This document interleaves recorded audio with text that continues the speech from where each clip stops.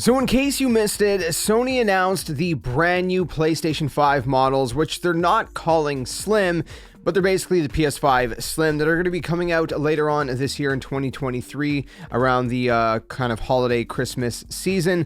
Now, if you want to know all the details about that announcement, I made a separate video on that. I'll link it down in the description below. But in this video, I wanted to cover exactly what is different about this console so you can, kind of figure out, is it worth getting it if you already have the current PS5 model, or if you're just curious, what are the differences? These are all the differences that I could find. Now, if for some reason I missed anything, please do let me know down in the comment section below. I've spent some time kind of trying to see, to the best of my ability, the pictures that are available online, looking at the spec sheet that Sony provided as well, and a couple different things like that. Now, there's a couple things I'll mention before we kind of get into the specifics, and that is, number one, is that they mentioned that this new model is going to be reduced in volume by more than 30%, and in weight by 18 and 24%, depending on the model, obviously, whether you're getting the disc one or the, the digital one.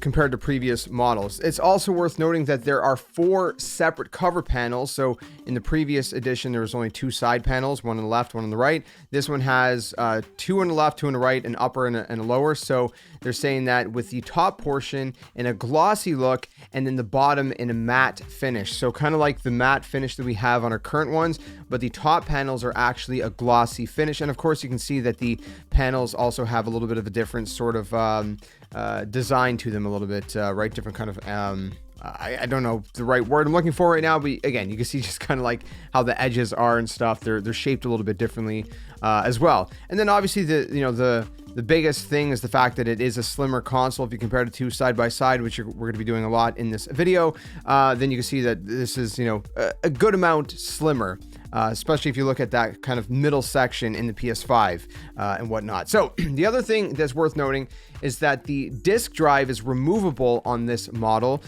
which is going to be sold separately for $79.99 USD. It's going to be $80 USD, depending on your other, whatever region you're in is going to depend on the price. I'm in Canada. They didn't provide Canadian prices.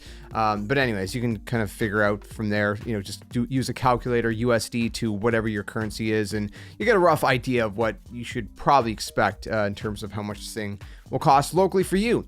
It's also going to be available only beginning starting in November, beginning in the US at select local retailers and on direct.playstation.com, and then later on it's going to roll out globally in the coming months, in other regions and whatnot as well.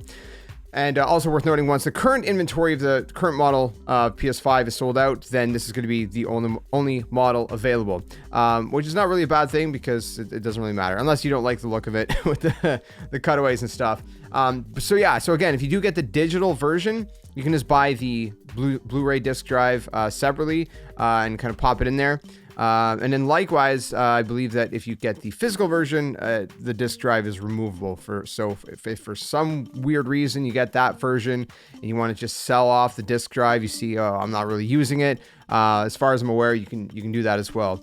It is worth noting though, if you get the disc drive, let's say you get the digital one, you get the disc drive, obviously you're going to need a little bit of different side panel on that bottom right section. Didn't say, actually, I don't know if you buy the disc drive, does a disc drive come with that side panel? I don't know, because again, obviously you're going to need a different side panel for that section because it's going to bulge out a little bit, as you guys can see. So all that aside and said, let's go ahead and talk about all of the changes, the details, everything like that. Let's start off with the pricing comparison, because this one's very interesting to note, because from what I can tell, this is recording at the time, it's October 14th, 2023, the time of recording this. Depends when you're watching this, obviously. At this time, the most up-to-date prices I can find, you guys can see it up on screen, this kind of not so beautiful chart that I made. It's not very nice, but it does the trick.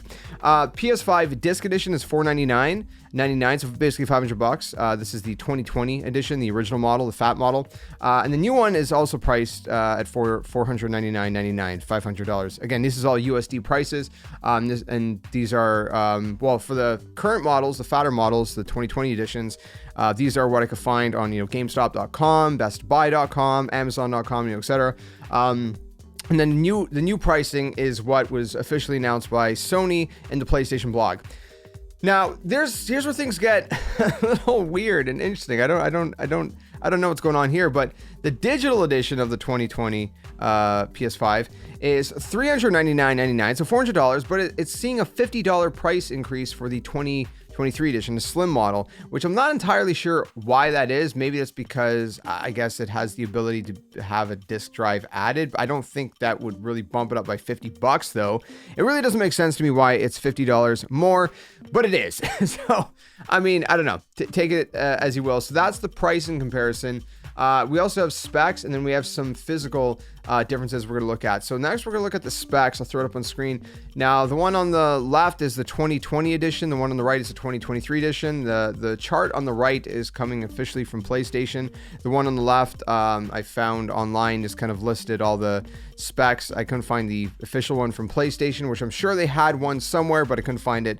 Either way, it's the same information. I've compared it with multiple different sources, and it's accurate. So what we can look at real quick. So I'll try to make this make as much sense as possible for anyone who doesn't know what all this is basically saying, and I'll tell you what's different, what's changed, and whatnot. So if we look at the CPU on both the left and the right, you can see that it's the exact same CPU. So it's worded a little bit differently, but it's the same CPU. It's an AMD Ryzen Zen 2. It's 8 cores, 16 threads, and it has a variable frequency up to 3.5 gigahertz. So it's the exact same CPU. The GPU is an AMD Radeon RDNA 2 based graphics engine, which is the exact same on both. Ray tracing acceleration, variable frequency up to 2.23 gigahertz. So again, everything's the same thing. And then you can see, you might be wondering, well, on the left it says for the old models it's 10.28 teraflops, and on the right it's 10.3. So that means the new one's better, right? No, the one on the right, they're just rounding it up basically. I mean, literally 0.2 teraflops is not significant whatsoever. So again, this is pretty much the same thing. Not pretty much, it is the same thing. It's just the one on the right. Again, Sony's just kind of rounding it up to 10.3. And then the one on the left is just giving you like to the minuscule dot, right? And then the RAM. Now they're worded differently. On the left, it's worded as RAM. On the right, it's worded as system memory. It's the same, means the exact same thing. 16 gigabytes of GDDR6 RAM, which runs at 448 gigabytes per second bandwidth. So again, it's the same RAM or system memory. Now here's where things get a little bit interesting in terms of the SSD. Now, for this portion, you're going to look at internal storage on the left, and on the right you're looking at the section that says SSD. So on the left you can see that it's a custom 825 gigabyte SSD, which is also a custom SSD for the new model, of course, but the new model is 1 terabyte. Right, so the one on the old model, it was supposed to be 1 terabyte. Technically, we were all saying it's 1 terabyte, but it's not really. It's 825 gigabytes, which was a really weird, odd number. So basically, apparently they're giving us an extra 175 gigabytes on the new model. That said, I couldn't find an exact information, but I believe, if I remember correctly, correct me if I'm wrong, I think Sony was kind of, marketing the original PS5 as a 1 terabyte as well. So does the new model also actually technically have 1 terabyte or not? Because again, I mean, technically there's, I don't know. It's weird. Okay. So we might be getting 175 gigabytes extra on the new one. Is that a lot more? No. I mean, if you play Call of Duty, that's probably basically just Call of Duty installed. I mean, and maybe a little bit of extra wiggle room on top of that. Or maybe 2 or 3, smaller games, maybe 3 smaller games, depending, But anyways, the read write, the read bandwidth and all that, it's the exact same. You can see 5.5 gigabytes per second, et cetera, et cetera. And so that's the same. So that's good. Now, in terms of the disk drive, again, it's going to be the same disk drive. It's up to 100 gigabyte per disk. 4K Ultra HD Blu-ray disc drive. Again, this is assuming you have the disc drive. Of course, with the new model, you can remove it, add it back, whatever. So do keep that in mind. And then we have a couple other things. So, going through here, of course, we have things like the audio. The audio is the exact same as well. So everything's pretty much the same. Now, what is interesting, if you actually look at some of the stuff with the inputs and outputs on the front of the console, on the right side, you can see that we're actually getting 2 USB-C ports. We're going to look at that in just a second because we don't have that on the current model. We have one USB-C port. USB-C. One of them on here is a super speed USB that is up to 10 gigabytes per second transfer speeds. The other one is just high-speed USB. On the current model, one of our ports on the front is actually USB-A. And again, we're going to take a little bit of a deeper look at that in just a second here. Yeah, so that, I think that pretty much covers everything. Again, you got your video output, which is pretty much, well, not pretty much, it is the exact same. 4K, 120 hertz, up to 8K TVs, variable refresh rate, specified by HDMI version 2.1, all that stuff. So it's pretty much the same. In terms of the specs that we're looking at here, I mean, the only difference really on paper is apparently that SSD, that we're getting a bigger one. And then again, what we're going to take a look at in the physical form is the USB. So let's go switch over to that right now to show you guys a picture. You can see a bunch of circles and arrows. Don't get too crazy about it. We'll just kind of, I'll walk you through it. So if I draw your attention to the green circle, that is something we already covered, and that is the new slit kind of in the middle there, because there's 4 panels now, right? Instead of 2 big, large side panels, there's like an upper and a lower. Again, the upper ones are glossy, the bottom ones are matte finish, so that's different and that's new. Now, if I draw your attention to the red oval kind of circle, so not the perfect circle, but the oval circle that's circling the USB ports, that is what I was talking about, where you can see there's 2 USB-C ports on the new model, but on the old model, there's 1 USB-C and 1 USB-A. And if you don't know what that means, it's just kind of the kind of port that is used. Again, you can see there are different kinds of USB ports. USB-C is has faster and more reliable transfer rates, but a lot of things still use USB-A, which is that kind of bigger one. So again, that's something you can maybe look up. I don't want to go too much into that. That's a whole other thing, but you could look up, if you don't understand what the difference is. So that's that. And if you look at the red arrows, if I draw your attention to the red arrows, you can see that the kickstands are different. So there's kind of like a more larger black plastic chunky stand on the left one, and on the right one it's a little bit more sleeker. It's sort of like a metal kind of ring, if you will, and whatnot. And so that's obviously a difference there as well compared to 2. You can actually buy this new stand separately if you want to. I think it goes for like $30 USD, if I remember correctly, on the blog post that they said. And you could use that on your old model if you want, if you just like the look of it better. That's obviously an option. And then the last thing that I've noticed is that if I draw your attention to the red perfect circle, you're probably wondering, what am I circling here?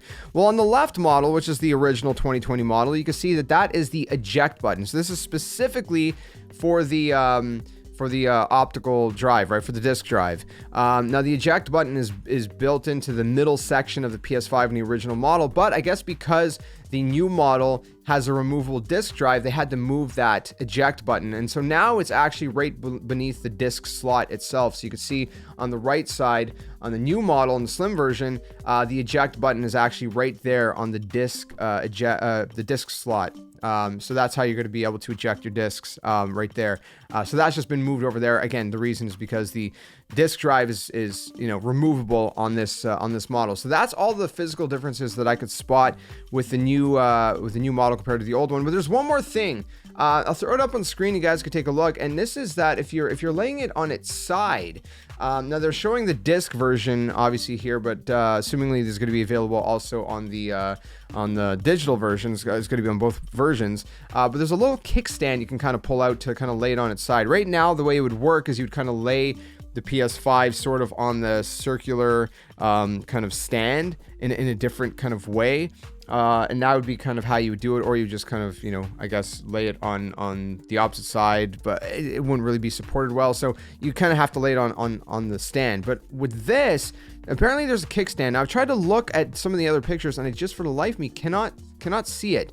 I cannot see where the kickstand actually tucks in, or if it's like removable. Is it a piece that comes separately that you just kind of pop into that kind of little vertical slit there?